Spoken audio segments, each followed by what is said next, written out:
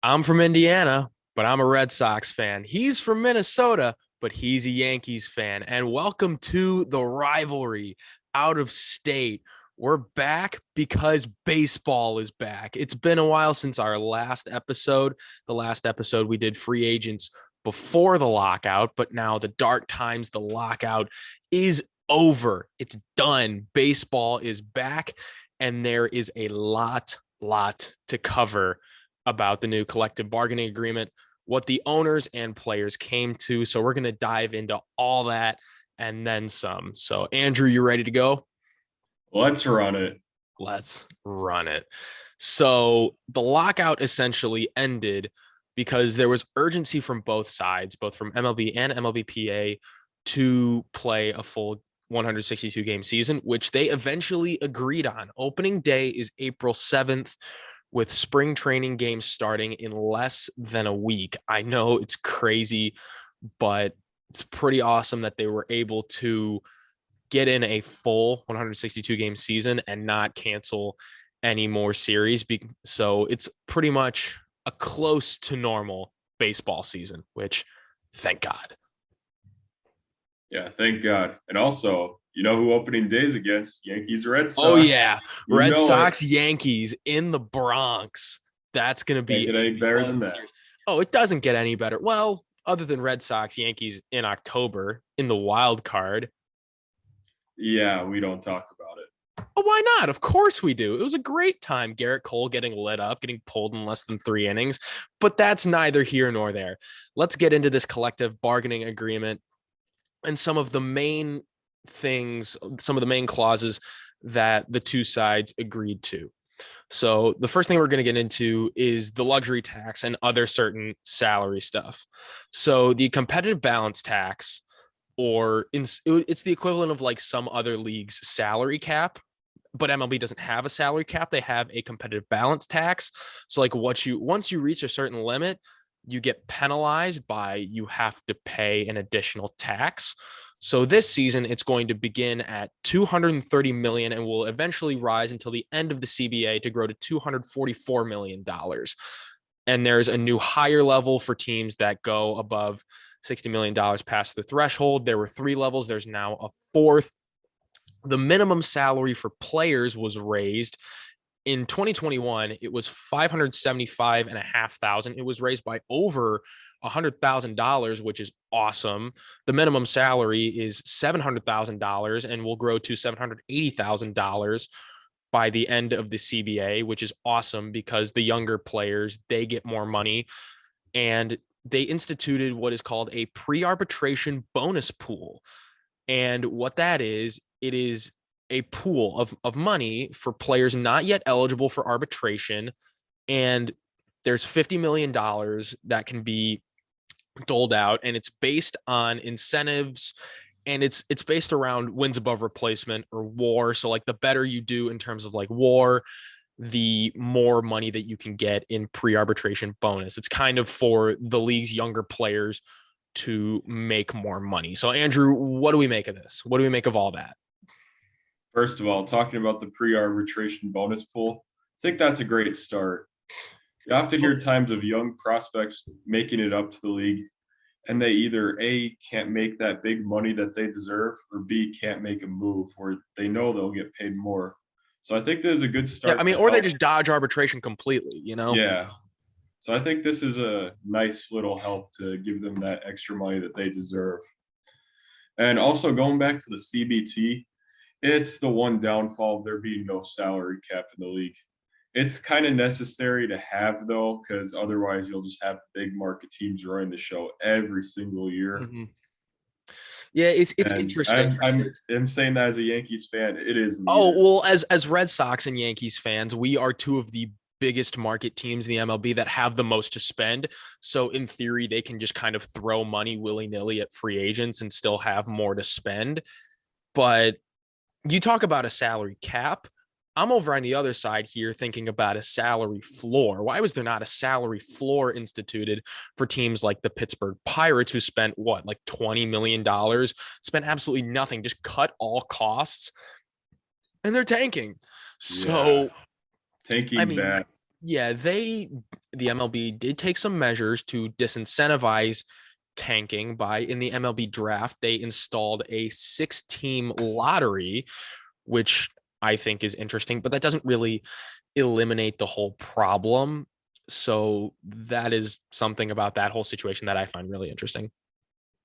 Yeah, and I mean the fact that it's a 6 team draft and not 18, which would be all the teams that didn't make the postseason. I find that interesting. And, it's probably meant to accommodate for those teams that do tank and are truly at the bottom of the league. So Oh, it I think absolutely that's does. interesting.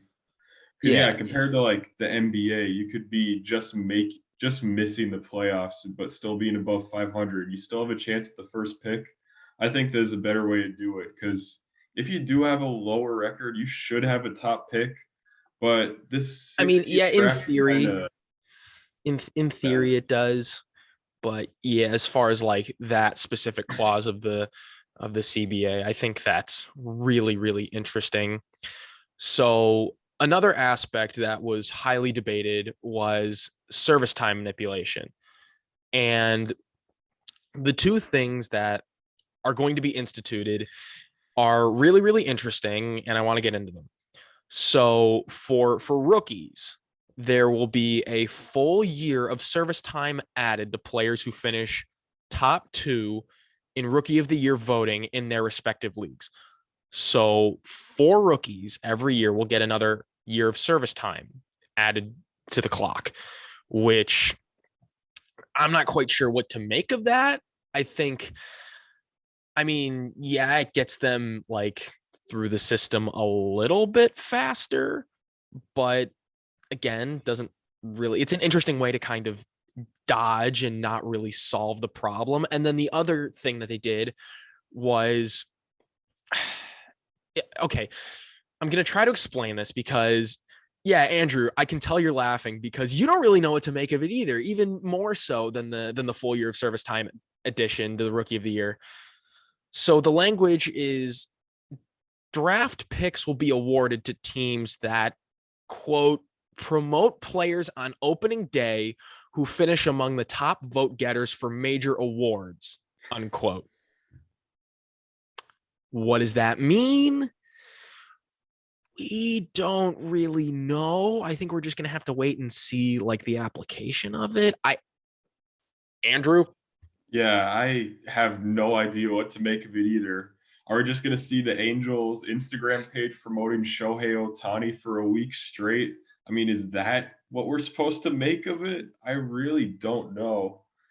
And yeah, I feel like this is a measure that won't necessarily affect the fans that much. That's just, I really don't know what to take from it. it just seems like a whole lot of like, hey, we'll give you stuff in order for you like to be incentivized to do more stuff, but it doesn't really Don't know. fix anything. So I mean, that's really strange. But now let's get into the part of the CBA that everybody is dying to get into. And those are rule changes and the expanded playoff format. So first, we'll go through the rule changes and talk about that for a little bit. The universal designated hitter, universal DH, that is going to be adopted immediately. This year, the National League will have the designated hitter, which is really sad in my opinion because we don't get to see pitchers hit. Zach Greinke won't be able to hit dingers anymore. Madison Bumgarner won't be able to drop nukes. Jacob DeGrom won't be able to impress us at the plate, just on the mound. And I don't know, as a pitcher, as a former pitcher that is, who always thought he could hit, I think it's really awesome to see pitchers succeed at the plate when they rarely do. But I guess it makes sense, and I guess it had to be done, and it was inevitable.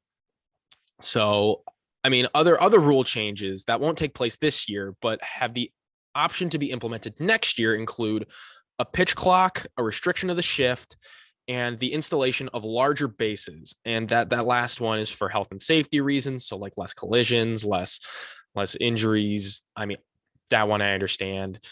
Um, Andrew, I know you have some opinions on some of these topics, so I'm just going to let you go ham on a biscuit for a little bit. The floor is yours. Sure. So first of all, unlike you, I'm actually in favor of the universal DH. I mean, This might just be me being an American League fan, but I like hitting. I think it makes sense to have a DH on every team, just to have another guy out there to rake, hit some homers, get someone on base. But anyways, that's forget about that. I want to talk about the restriction of the shift. I Oh hate boy. it. I Oh hate boy. it so much. Oh boy. It's a defensive strategy. If you can't hit, too bad. They're going to take advantage of that. I've seen guys like Joey Gallo, and yes, he's on the Yankees, but There's I don't Joey Gallo care. for you. Shift That God. shows you how you need to learn to adapt. Maybe learn to bunt to left field, maybe. So you don't have five guys out at right field every time you're at bat. It's just stuff that the hitters need to adapt to. It's a good defensive strategy. It's a shame that the MLB is going to take away the strategy from the game. And the pitch clock, yeah, I hate it. Terrible idea. So first, I just want to briefly talk about your points about the pitch clock. The pitch clock, I think it does have some uses for it where, to attempt to speed up the game, even though on average NFL games are longer than MLB games, but whatever. I think the pace of play is just needs to be sped up organically and not with some dumb clock. Yeah, I agree. But the restriction of the shift, I'm going to play devil's advocate for a minute. So you say that it's a defensive strategy, and yes, it absolutely is. But this is an attempt to adapt the game and make it more fun to watch and make it more aesthetically pleasing. The aesthetically pleasing baseball that people like, they like ground balls, they like base hits, they like hustle doubles into the gaps. And when you have guys like Joey Gallo that pull the ball and they hit it on the ground hard, 110 miles an hour, which should normally be a base hit, but congratulations, there's a guy standing right there. It's boring. People want to see hits. People want to see people run the bases. People don't want to see hard hit ground balls. And you talk about like, oh, the hitters need to adapt. Well, these pitchers these days, they throw so hard with their stuff is so nasty and they know exactly where they're throwing it. Sometimes they just put it in a spot where a hitter can't push it. Sometimes you just got to know what you got to do and just pull it. Otherwise, you're not going to hit it. So, I mean, I guess the other alternative to that is move the mound back. But please, for the love of God, the moment they move the mound back is the moment they taint the game of baseball forever. The shift I can deal with. You do not move the mound back. That's no, I agree with that. Would you rather have two guys on each side of the infield, or would you have the mound back move 2 feet, which screws up everything? The pitcher, the hitter, the dynamic of the game, everything. Like, which would you rather have? Okay, I'd rather have the two guys on each side of the infield. Exactly. I do have to say, though, what you didn't mention was bunting.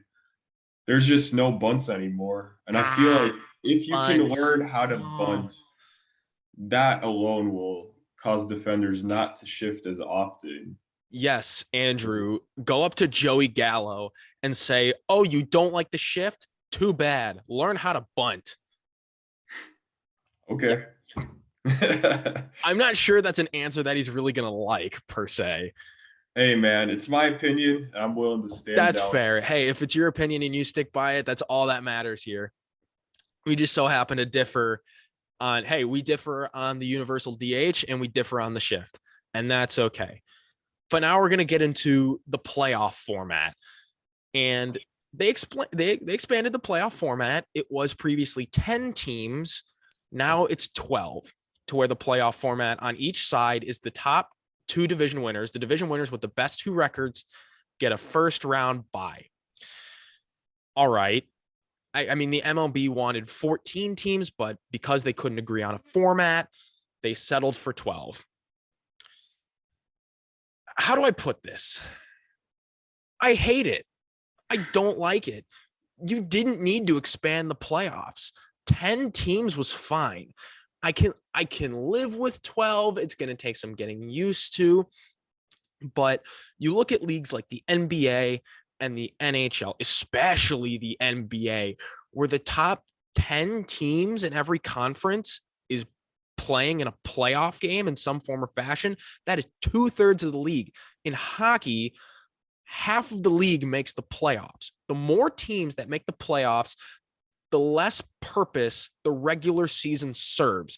And especially in a longer season like baseball, where there's 162 games, you have to have that full season in order to weed out if you can't tell who the 10 best teams are in baseball by 162 games, then I don't know what to tell you. Quite frankly, if it was up to me, there would be 8. There would be 8 teams in the playoffs, because the more teams you have, the less purpose the regular season serves.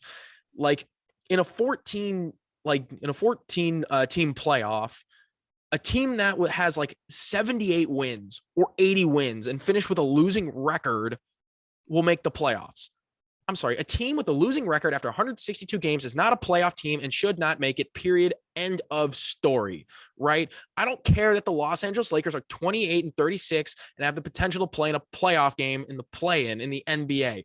This is not the NBA. Do not make it the NBA. I can't stand the NBA for that and other various reasons, but that's another topic for another day if you want to see why I hate the NBA so much. Sorry, I went off on a little tangent there. All I'm saying is that you were fine with what you had and you didn't need to expand it. I understand why they expanded it. They wanted more money. More playoff games equals more money. But yeah. Okay. So I guess for my opinion, I don't mind it as much as you do. Oh, dear God. I mean, look, I'll get to why I'm glad it's 12 and not the 14 format. 14, I would have been livid. I would have been livid with 14. Yeah. Because that's ridiculous. Because then you get into like the top teams choose who they want to play, and you're like, okay, we want to play them, and we want to pick our match. That's such a terrible idea. That is ridiculous, and it drives me nuts that that's even a thought that the owners want. Yeah, the fact that even had traction posted. You're telling me that a team could just pick, oh, look, they're the worst wild card team. You know what? Let's just play them. No, you shouldn't have the ability to do that. And thank God that did not happen, and it's going to just stick within original format. But anyways, you bring up the point of like bad teams making the playoffs, and I really don't think that would have been the case. Like last year, for example, we would have had the Mariners making the playoffs, having 90+ wins. Okay. Or is it the Mariners or Blue Jays? They're both way up there, I know. I think both would have made the playoffs under – a like 12-team format. Yeah. So, I mean, but yeah, my point is, I think that 6 is fine considering the number of teams that are in the league. I think you'll still have 6 quality teams in each conference. If you move up to 7 or 8, though, that's where it starts to get a little iffy. Yeah, but no, and see, that's my problem with expansion in general, because. Okay, like I said, 12 teams I can live with, but don't expand it past that or else I'm going to lose my mind. Oh, fair enough. Yeah, for sure. Unless if the MLB expands like 10 franchises, yeah, keep it where it is right now. Yeah. Yeah, you keep the emphasis on the regular season games, because if the regular season games have no meaning, then what's the purpose of like fans tuning in or players wanting to play? You're playing a whole 162 game season where you can throw in the towel past like game 130 if you've won like if you're on pace to win like 75 games and there's a 16 team playoff, and it's like, oh, fine. Like I remember in 2020 in the COVID shortened year where there were 60 games and 16 teams in the playoffs. That was stupid. Yep. It was nice to see the Marlins sweep the Cubs, but I remember seeing that the 2019 Texas Rangers at 78 and 84 would have been a playoff team under a 16 team structure in a full 162 games. That is utterly ridiculous. For sure. I mean, to wrap up our tangent about the that side. Yeah, to wrap up our tangent about the playoff format, because we've been on it for a while. I mean, would I preferred if it just stayed at 10? Yes, I can live with 12, and that's about it. So, I mean, Andrew, is there anything else, any closing thoughts that you have for, the collective bargaining agreement? No, that's about it. I mean, thank God that got done now. Thank God Yeah, we'll we're just happy have baseball is back. 162 That's kind of what I games. expected from you, dude. I'm so We happy that got it's back and we get a full baseball. 162 game season. God, I can't wait. It's going to Yeah, be it's gonna be great. it's going to be a fantastic summer. Can't But wait. that ends this episode of the Rivalry Out of State. We will have more baseball content coming for you all summer long. It's going to be an awesome season. We can't wait to do it. So like and subscribe for more The Rivalry Out of State and other content seen on Running the Table. And we are out of here.